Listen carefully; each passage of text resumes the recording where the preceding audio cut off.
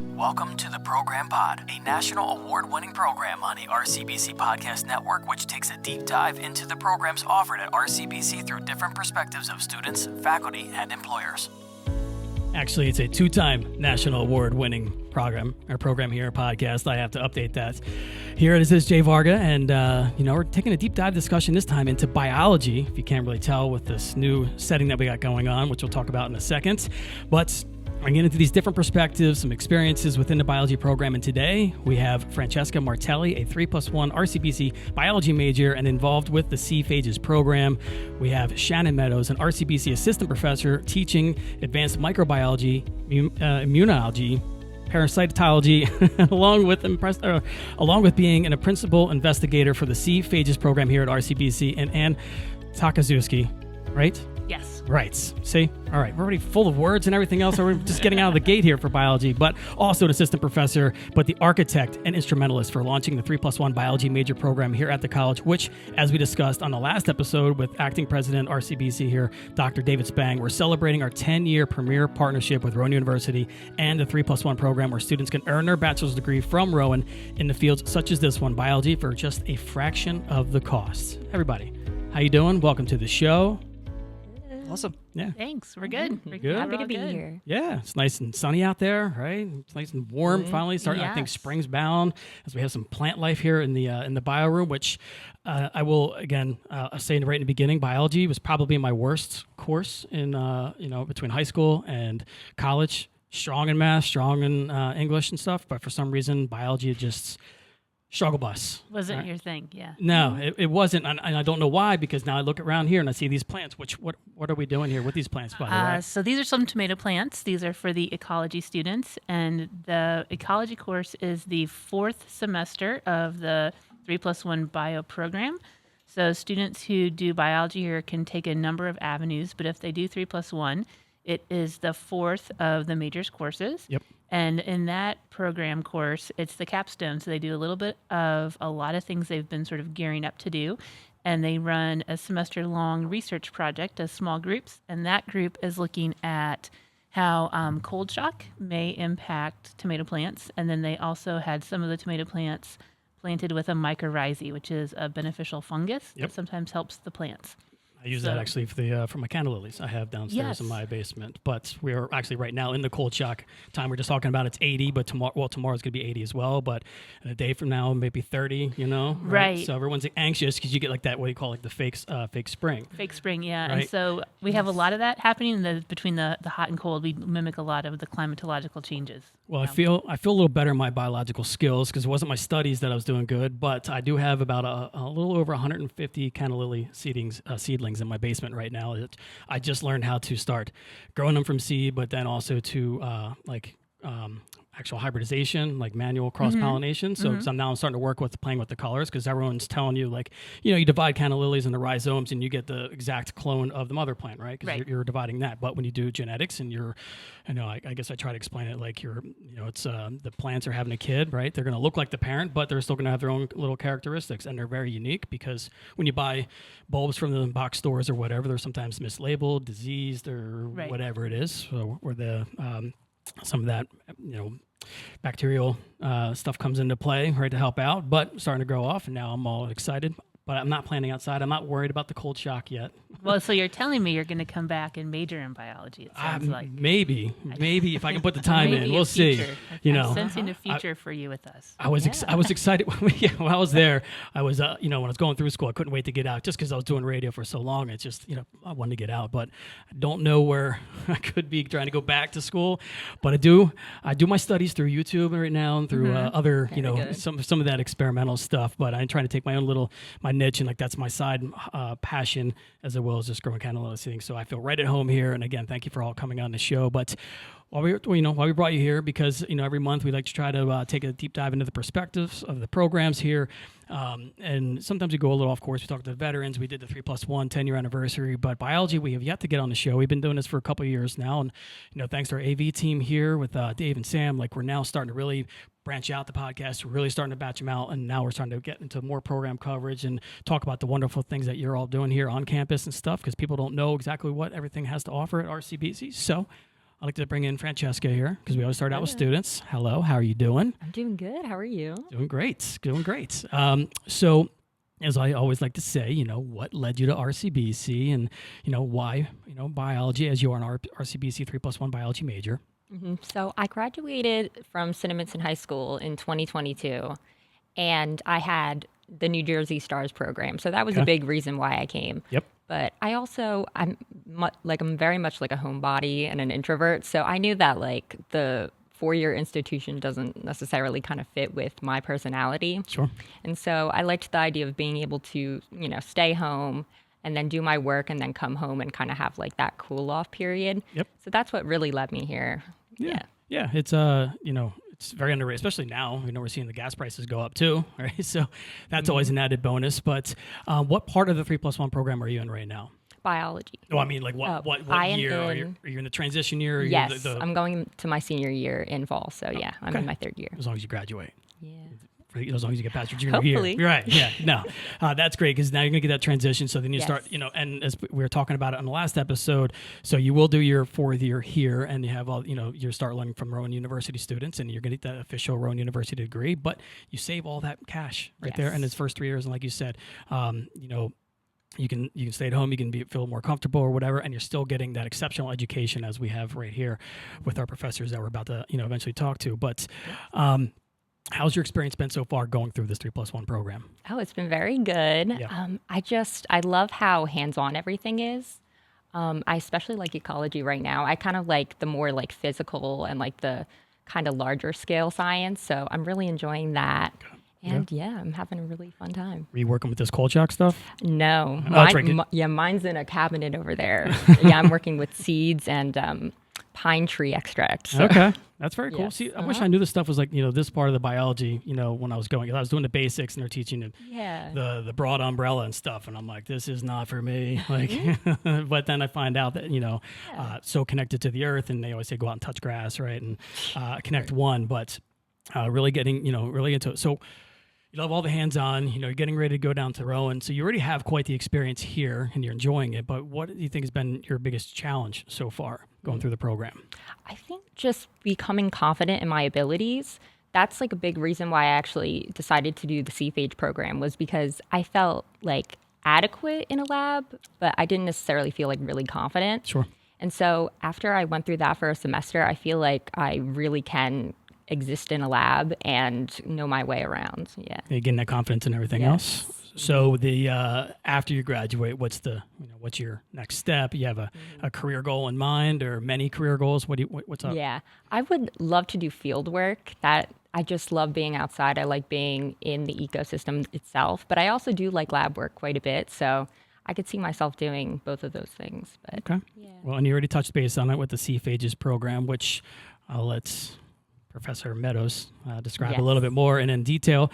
But what's been your involvement with that program exactly? Yeah, so she ended up telling us about it when I was in Bio 202. And that was the first semester that we were having it. So this has been the first instance of the class. Okay. And so I immediately emailed her in class. I was like, I want to be a part of that.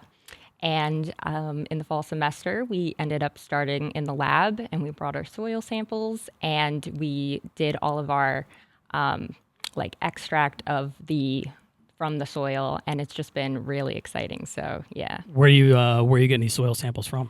So I went out to the Pennsauken Creek. And I looked crazy too. I had my bag and my gloves, and then there was a family nearby, and I was like, oh, they probably think I look crazy. Here I am, but collecting samples. Yeah, yeah. It's I can only imagine what's coming out of the that creek over there itself. But and your biggest takeaway from this program itself, also, I'm sure you have grabbing confidence there, and you're expanding your skill set. But something to take away from the SEA-Phages program. I think just that you can become comfortable in any area with enough time and with enough experience.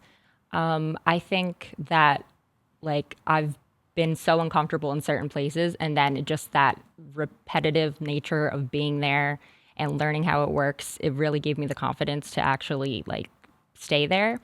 And I think it's just the starting that's really hard. Yep. But Always. yes, Yeah. but you eventually do end up enjoying it and becoming like, like you belong there. So Very nice. Well, and we're going to talk about that program a little bit more in detail as we get ready to bring in Professor Meadows here. Hi. Hi, How you doing? I'm doing well. You guys have been quiet a little bit over there. We like to hear the students hard. talk. Yeah, Of it's course. hard Yeah, to you guys talk. talk all day in classroom and everything else. It's Exactly. time to give it to them. I mean, I taught here for a little while too, so I totally understand. But before we get into the SEA-Phages program and what your pivotal role is in the program and explaining it a little bit more into detail, so we can kind of, as I would say with Michael Scott from The Office, explain it to me like I'm 5, so we can kind of dumb it down a little bit here as we try to bring in new listeners and people that are interested into the bio major. But I see that you have a crazy good scholar background. That from teaching advanced microbiology courses here and such. Also see that you're an LSU alum, I am. right? Go Tigers. I'm a Big Ten guy, so I always like to poke at the SEC folks itself. SEC is tough. I know they are, but not in basketball right now. not Well, in football. the women, we got two. Yeah. Yeah. Yeah, you're true. Yep. But so why did you take up biology, and how did you end up all the way from, you said Tennessee and then going to LSU to here in Mount Laurel, New Jersey? Yeah, it's an interesting story. Sure. I think so, anyways. I grew up in rural West Tennessee. Everybody's heard of Memphis. That's not where I grew up. I grew up in the boondocks in the opposite corner, up near Kentucky. My husband his husband grew up in the next county over, and long story short, we met when I was 15. I was 15 and he was 17, and we were about to celebrate our 40th wedding anniversary in December this year. But anyways, Congrats. so we traveled basically because of his job. Okay. So we were good Southern Baptists until we learned to drink alcohol in public. And became beer lovers, and you probably will have to edit this out of the podcast. But anyway, so he was a ministerial student. So he wanted to go to New Orleans to go to seminary once he finished his undergraduate degree. And so we got married, and 6 months later moved to New Orleans. And we figured we'd be there 2 or 3 years. And so we were there 18 years. Yeah. So in the process of him starting seminary, I finished up my bachelor's degree in medical technology and went to work as a med tech at Ochsner Hospital in New Orleans. So we were there. I kind of got bored after about 5 years of being a med tech and went back to grad school for fun. So that's how I became an LSU alum. Okay. Yeah. And anyways, went from being a med tech eventually into teaching in a medical laboratory technician program at the community college there in New Orleans. Then we moved to East Tennessee. My husband took a position there, and we were there almost 11 years. And then almost 10 years ago, we moved here. And so we've moved basically because of his job. Fortunately, I've been able to teach at community colleges in every place we've been. Nice. So And you're here at RCBC Here and at teaching RCBC. some wild classes I could barely even pronounce, like immunology, parasitology. I think I was reading all along in the beginning. I was just trying to, all the words are coming along with it. And we also don't have to edit out the brewing stuff or the beer stuff because we have a brewing and fermentation class now we Correct. just started. I used to also in a brewery and trying to, again, chemistry did not do too well in school, but then later on, like, oh, you can make beer and everything else, right, through yeast and all this other things. I'm like, why was I not paying attention harder? But yeah, we have the brewing and fermentation class, which I think is linked up to some of the bio courses too, as part of the beginning. Maybe not. I don't know. You might know, Anne. Or maybe they're working in chemistry. It's obviously it's new. It's running off the ground. But Professor Meadows, what exactly what are we teaching here in advanced microbiology, immunology, and parasitology, and the other ologies? yes, it's kind of funny you say that. My husband teaches theology, and I teach the ologies. That's the way my parents describe us. Okay. So in immunology, for example, that's a study of the human immune system. And so, we have a lot of stuff out on social media and coming out from different offices from the federal government that really conflict the actual science. And so one of the important things that I try to instill in the students, both in my microbiology courses and in my immunology course, is how the actual science of the immune system works. And, yes, vaccines can cause side effects, but so can everything else that you put in your body. Yep. And so it's a matter of what is my risk of getting a side effect versus my risk of dying from, a severe respiratory infection. Right. And so we talk about that. We talk about the ethics of that. We talk about how, the pharmaceutical industry and how certain drugs are so expensive, especially the immunotherapies, how those are developed and why they're so expensive, and how that deals with countries that don't have access to those, especially for things like HIV treatment, things like that. So that's the immunology part of it. Parasitology is a cool course. It's kind of one of the end courses that the students take in the 3+1 program. That relates directly back to my med tech experience, because that was the first lab that I trained in, was the parasitology lab. And so I have a lot of great, gross, awesome stories. That You want to share one? Actually, yes, I will. Okay. So there's a disease called giardiasis. It's called by Giardia lamblia. And the description of that disease is explosive, foul-smelling diarrhea. That's the classical. Yep. Yeah. And so, and the reason I'm sharing this is because my mother actually got this from a salad bar at a restaurant in Nashville, Tennessee. And when she was describing it, my mother, being a good Southern Baptist Sunday school teacher, kind of embarrassed about the flatulence, and so that's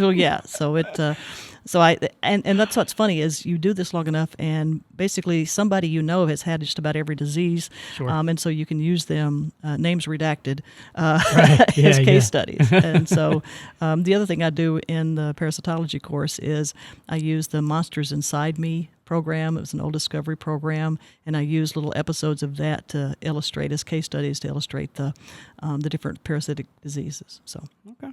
Well, sounds like you're teaching a lot here, and I can only imagine some of the other stories you're actually teaching within the classroom and sharing from your experiences to the students. Correct. And I'm also glad you're talking about the immunization and stuff, because it is a hot topic right now, Right. and there's a lot of, like you said, you can debate the misinformation that's going to be put out there and stuff too, but it's just nice to be, kind of, you're hearing it in the classroom too, and not just what from possibly, again, from my background in commercial broadcasting, I know we had certain angles we had to take, right, for ratings and such purposes, and some people don't believe what they say and doing everything else. So, I'm not going to hear that from a professor, because I know they thoroughly believe in what they say.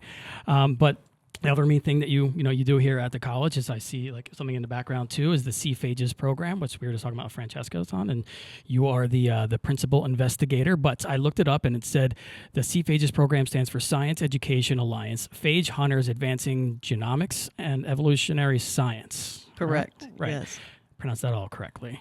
So proud of that one for right there, just learning it. That is a mouthful. That's why I know that's why I know everyone says SEA-Phages now. Correct. Instead.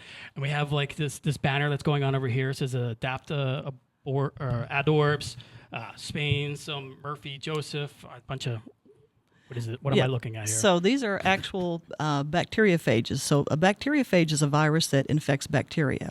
So every kind of cell, plant, animal, insect, can be infected with phages, viruses, or can be infected with viruses. And so the viruses that infect bacteria are called bacteriophages.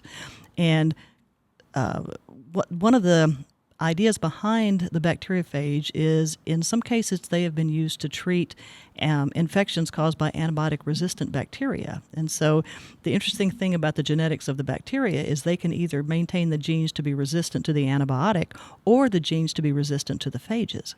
And so it's a new tool that may help us deal with these multi-drug resistant organisms, bacteria, that have been on the rise since of the development of antibiotics. And so it's like a arms race between the bacteria and the phages. And the good thing is the phages don't affect us at all. I mean, we have phages on our skin, in our GI tract. In fact, they say that the human is actually 90% microbe and only 10% human, because of all of the organisms that live in and on our bodies. So the program, basically, we obviously at RCBC, we don't have a level 4 biosafety lab. Right. So we're dealing with phages that infect soil bacteria. So and it's not the phages that we're worried about, it's the bacteria that we're worried about. Sure. But the students collect soil samples, and it kind of connects what Francesca said about the big stuff, the field work, with the lab work, because you've got to go out into the field, grab the samples. We bring them back to the lab, do a number of procedures where we see if we screen the soil to see if there's any bacteriophage in there. And so we have a host bacterium, and we basically extract the soil, expose it to the bacterium, and see if there's anything that kills the bacterium.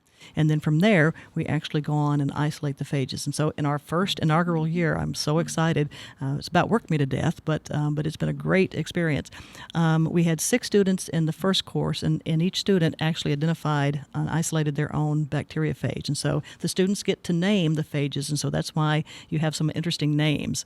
And so these are the electron micrographs that we sent off. We prepare the little grids, tiny little grids, and we sent those to Montclair, and they did the electron microscopy for us. And it's always exciting when you get that first picture back, because you've been working with just tubes and plates and all this kind of stuff all semester long, and now you've got an actual picture of the phage. You get to see it. Yep. So they extracted DNA. We sent the DNA off for sequencing, and now what we're doing in this semester is we're actually looking at the sequences of the phage genomes and trying to identify the functions of the different genes. And so you have this wet lab, which is the first semester, and then you go into a bioinformatics lab. We're using a lot of different software and algorithms to basically crunch through all of this genome information. And so some of the phages have 50,000 or more base pairs. And so we run that information through the computers, and then we have to go as the humans and check, okay, do we believe what the computer said? If so, here's the evidence that supports it. If not, here's why. Right. So now everything going pretty hardcore AI, right? Is just starting to infiltrate, the phages, the SEA-Phages program, or your testing and all this other stuff? So not really, because especially the wet lab work, you've got to do that. You've got to get the soil. You've got to find the phages. With the genomic analysis or genomics, so the initial algorithms, which is, AI is basically algorithms. And so we use these algorithms to help us screen through the data, but then we still have to have the human eyeball on everything and the human mind on everything, because as humans we write the algorithms, we give them a set of rules, but in biology there's always exceptions, and so we have to have the human creative mind and analytical mind to say, okay, this piece of the DNA didn't fit the algorithm, but it actually is something real, or the algorithm called this a gene and it's actually not. Well, I'm looking at these slides, and sometimes all I see is like when you get those little eye floaties Yes. going across in the contact there. Sometimes that's what I think I see, but no, it's pretty involved. And I was looking up. I don't know if these numbers are right, but it seems like 4,800 students across 73 institutions are participating in this phages program. So it seems like it's it's a very impressive outreach. It's it's credible education. Now, overall, what are you looking to provide to the students, or what, see what they get out of it, like, such as Francesca? So I think Fran hit on a really important point when she talked about the repetitive nature. In a lot of our biology courses, you have different experiments that you run, and you might learn to pipette one time, and then that's the last time you do it. Or even in a microbiology lab, you learn to inoculate tubes or even use the microscope, and you may only do that 2 or 3 times during the semester. And so you have kind of an introduction to these different lab skills, but you really don't get to build the skills. Sure. And so you don't get that ability to transfer that skill from one class to the next, or from college to your career. And so in addition to providing the students with an actual real, genuine, important research experience, and getting them to be able to make posters and do poster presentations and get their names on genome annotations and things like that, so that you have all of this resume building, but you also have the skill building, because in research, you're doing the same techniques repeatedly. One time we had a problem with contamination, which you think, oh my gosh, we've got contamination, that's a bad thing. But it's a beautiful teachable moment, because what's our rule in research? Oh. It's research, right? Well, it's research. Yeah, this is research. And so when you're doing research, in a typical lab, you have a protocol that's been worked out and it's supposed to work. And so if it doesn't work, there's a problem. In research, you don't know if it's going to work or not. Right. And so giving them that ability to deal with the ambiguity of reality, ambiguity of research, and then how do you approach that and deal with that and move past it. Right. And so the first semester went way more smoothly than I anticipated. Good. And even with the hiccups, it gave us great great teaching opportunities. And that's what always should, like, you learn from your mistakes or like those contamination things, because if it comes up again, you know how to adapt. Correct. Or you said it's just a teachable moment. Yeah. Right.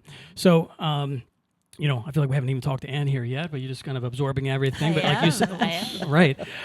So we have, you know, you're the architect here of the 3+1 biology major program that we have at the college, and pretty much all things of the bio, because you got to start somewhere, right? You might not want you want to get into 3+1 like biology and such, but and you know, what's your background? You know, where did you go, and what are you teaching here at RCBC, or how did you come to be at RCBC, and what are you teaching here? Sure. At RCBC? So I'm from the Midwest. Neither one of us were both transplants to get here to New Jersey. I grew up in the Midwest. We moved around to different states and ended up going to school in Chicago, a small liberal arts school in Chicago, and then went to grad school in Utah because it just seemed like an interesting place to go for ecology. And so I went out there. My background is in conservation genetics, so using molecular genetic tools to answer big questions. So I, like Francesca, wanted to be both inside and outside. So I was outside collecting the field work to then come inside and extract DNA and answer questions about populations, understanding whether or not they were there was much diversity and what the likelihood for extinction for specific populations was. And I worked with the Division of Wildlife Resources in Utah, working with native aquatics, so a lot of fish and frogs and things like that. See, that's my wheelhouse right so, there. I felt like as you were talking about the genetics and ecology, I feel like just being outside and Yeah. nature and everything else. We can talk more, Jay, offline, but we have a lot to discuss. I would love to pick your brains on a lot of things, and I can also bring some of my hybridizations of the Absolutely. I'm curious. I'm very curious how it's going to come out, but that's later in the summer. But and I do want to talk about the 3+1 biology major umbrella in a second. But in general, someone's looking for a career in biology, right? What kind of courses are we teaching here? They're looking to get into bio, right? But they don't know like biology. Like I remember from high school and college, it's kind of like this broad spectrum, right? So, what type of courses are we teaching here in the biology programs? And some career paths that can be Sure. There's kind of three directions that you can go with biology, I think. One is that a lot of people tend to go in the health sciences, and that's sort of what Shannon was talking, or Professor Meadows was talking about earlier. And then also, my husband's a physician. That's how I ended up in New Jersey. He ended up finding a job here. And so people go on to do PA or PT or nurse practitioners, or we have all sorts of folks who go on to different health sciences. Now we're getting a lot of people interested in vet school now that Rowan has the vet school that they've opened. Those are things that people do. And then we have a fair number of students who want to go into some sort of outdoor work, conservation, ecology, those sorts of things. So the health track is one track, and then I would say sort of the conservation, environmental science, ecology track would be a second track. And then we have folks who tend to be more interested in sort of a biochemical pathway, who are interested in molecular biology, pharmacology, those sorts of things. So those are sort of the three pathways that our students tend to, sort of general broad pathways that they choose. All three of our pathways pretty much would require at least a bachelor's degree in order to be able to get a job. So sort of in whatever direction people go, we're not the final destination. If you don't do 3+1, people would come to us, get their associates, and then move forward.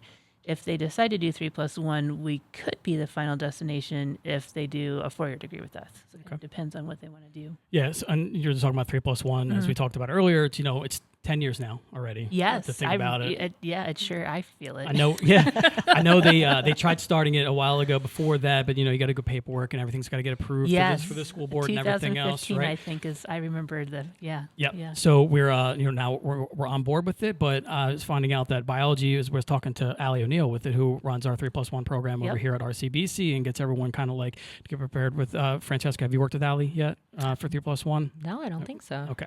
So I know she has some other supporter or advisors that she can help you out with. She might be a little higher. Yeah, she's a little higher. Allie doesn't work directly with the students as much now. She directs the direct.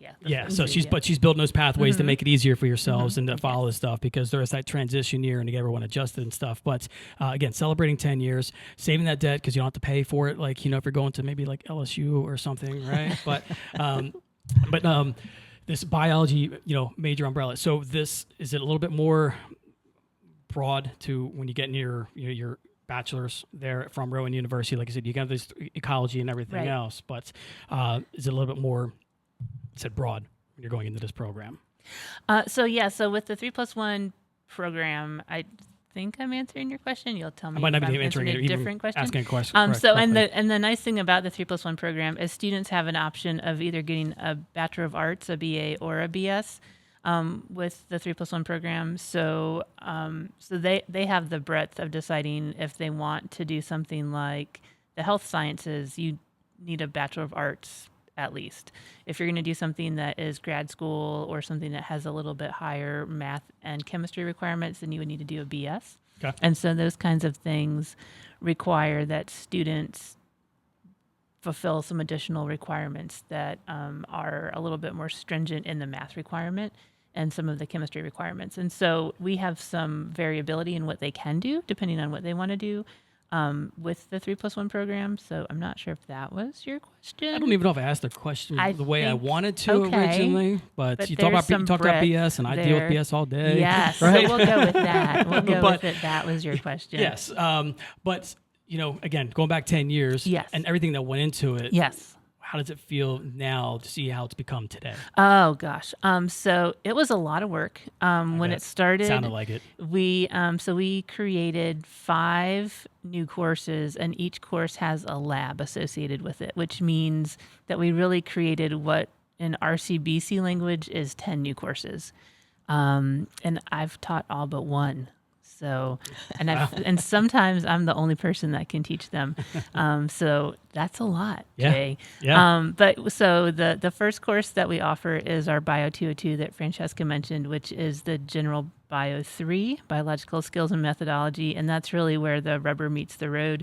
Our students come in, and that's where we say, this is how we expect our students to be able to think critically, to write scientifically, to assess literature, to perform experimentation, and that's when they decide whether or not they like our plans or think that there's something different that they'd like to do. And then from there, they come into ecology, and ecology is probably my favorite class as well, although every class I teach I like. But ecology is my background, it's fun to watch the students come up with their own experiments and design them. In every class we teach in the 3+1 program, there's some sort of experimental design component, and we really encourage the students to collect their own data, do their own experimentation, write about it scientifically, present it verbally. And so some of the things that SEA-Phages focuses on, sort of that, what happens when things don't go the way you expect, how do you bounce back from challenge? How do you think through these processes? How do you work as a team? All of the things that you will have to do in the workforce, that you will have to do if you're interacting with patients. If you have a patient who is a complicated patient, how do you deal with that? All of those things that our students will face moving forward, we start to give them in that Bio 3 course. And so I think that as far as how the program is built, it's really designed to help them be successful regardless of where they go. Some of the courses we offer, I wish I had before graduate school. And definitely. We talk about that a lot. That this, while you're not happy with me right now because this is hard, someday you're going to appreciate that you had this right now. It's the way I felt when I had like my one news professor and making us this one news class, and all these we had to have like a trivia event or a current events test every single Monday, right? So you had to pay attention to the news and everything else. But you want to go in the news, you have to know what's kind of going on, right? And I hated the course at the time, but it's almost like sometimes the way my dad was kind of making me grow up, military behind. I didn't know what he was doing, didn't appreciate it. But as you get older, you start to think back and you're like, yeah, it clicks, get it, right? yeah. And it's worth it. And it sounds like you're providing those skill sets. And we do get those thank you notes. Not From everybody, but no, right. And that's what I want to ask. Like, them. do you hear from some of your most recent graduates and their success stories, and do you have any to share for like inspiration? Maybe that one just kind of sticks out. Oh, gosh. Francesca, yes, she's still working on it. Yes. I mean, this is kind of the time of the year when we start to get the letters from the students that I just got into dental school, medical school. Yep. Was that called matching, right? So that will be later. So we did get, I did not very long ago get a call from a student who had just finished up medical school and had matched for his intern year. Awesome. And he's coming back to the Philadelphia area. Now he's back in the Philadelphia area, which is fantastic. But yeah, we do a lot of letters of recommendation, Lots of of letters. letters of recommendation. And so we get to hear where they're successful. We have students as far away as Alaska who are working for the state of Alaska in fisheries. We have people who have been outside the country. We have people who are doing a little bit of everything. And so I think the cool thing about this program is it really gives you some skills that you can go anywhere. It really becomes what sorts of things are you interested in doing, and how the sooner you can help us identify your interests, the better we can help identify ways to do those kinds of things. Yeah, hone in on the exact path where your head's at. Right. But you're talking about travel and everything else, and we're going to be ready to wrap it up shortly. But as always, I like to kind of incorporate a little radio into me because, as we said many times in this broadcast so far, bio was not really a part of it, right? But radio, you have bits and everything else. I'm talking about traveling. So, and because, something I started when I first had my daughter a couple of years ago, I wanted to work in some dad jokes to prepare for making these awful dad jokes, right? Yeah. And, so it wouldn't be without me to put the radio bit in there. So I had to do some biology kind of like dad jokes. And we're going to go with, why do biologists like to travel?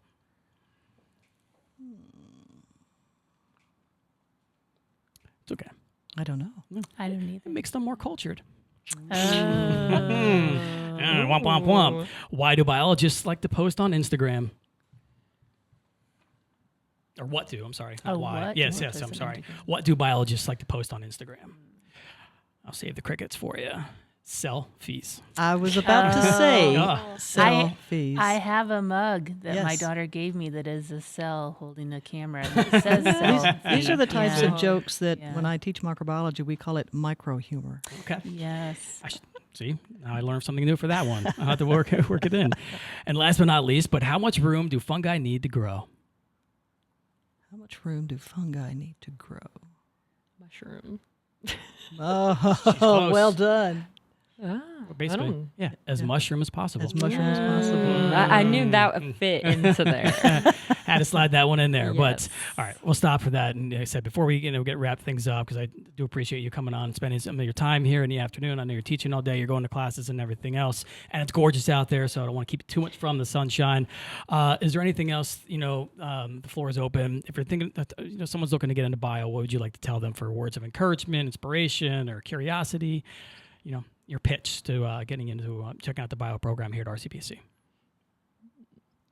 I feel like there's something. Sorry. Go ahead. No. Yep. I feel like there's something for everyone. Yep. Like, as you were saying, you didn't think biology was your thing, growing up. And I think that once you realize there's so many scopes to it, there's so many pathways, I think there really is something for everybody. So, yeah. Okay. So, biology is life. Mm-hmm. And so, to live life, you need a little bit of appreciation of biology. Pretty deep. I like it. My husband says that too, but I think he's referring to something else. So. I will say I had a lot of adventures. I've lived in different countries that were paid for because of biology. I lived in different parts of the United States that were paid for because of biology. I've had lots of adventures, done lots of wild and crazy things that I never thought I would have done. And it was all because new doors were open, because I was willing to explore things. And it all was covered either as part of a college fellowship or a grant or things I did in graduate school. And so I think that somehow people haven't realized that biologists, it's also, you get to do fun stuff and people pay you to do it. So I used to be paid to catch frogs and snakes and things people do for fun that, they want to pay to do. I got paid to do those sorts of things. So I think there's opportunities to just go and have adventures, and people are paying you to do the things that people normally pay to do. So what you're telling me is that you are also very cultured. Yes, Jay, we'll go with that. Yes, I am. That works with that. So anything else you want to promote? Is there a biology club, or how to get involved in the SEA-Phages program, or just anything in general, open promotion? Again, hi, Mom, whatever you want to say, right? Hi, Mom. There I'll it is. appreciate that. Yeah. Say hi to my dogs, Hops and Barley. That's That's her names? That's their names. You love your beer. I do. You love your beer. I love that. Yes. That is one of the best pet names I've heard yet. I love it. But you can apply for SEA-Phages. You can apply It does for require an SEA-Phages. application. Okay. And once you've had Gen Bio 1, you are eligible. So we will be making the rounds again to visit classes Yep. and talk to you about SEA-Phages. And both Professor Meadows and I will be in phage discovery in the fall. Yes. So, I'm recruiting some help here. So yeah, we'd love to meet you then. Well, keep crushing it. You're an inspiration to the students, and thank you again for coming on the program, Francesca. Good luck in your adventures, and your Thank next you. chapter into that final year of the 3+1, and then out there in the real world, right? Exciting. So make sure to share your success story though once you have one. Thank when you. you eventually get there. But to everyone else though for listening to today's conversation, if it sparked something for you, take that next step. Reach out and ask some questions and explore the 3+1 biology program here at RCBC. More information, of course, can be found at rcbc.edu, and you can also check out the fancy new YouTube video promoting the biology program that I put on their page, because that's all I do on my side job there. But thanks for spending time to us today, and special thanks again to our guests here, Francesca Martelli, Assistant Professor Shannon Meadows, and Assistant Professor Anne Tokazewski. Awesome. All right, got the name down again. I like it. But this has been a special one here, and as always, be sure to subscribe to the Program Pod wherever you get your podcast, including our full produced video version on YouTube. Thanks to Dave and Sam over there behind the scenes. So thanks for listening. We'll catch you guys next time, and I might be, commencement time coming up. So we'll see what's bringing up. All right. Thanks.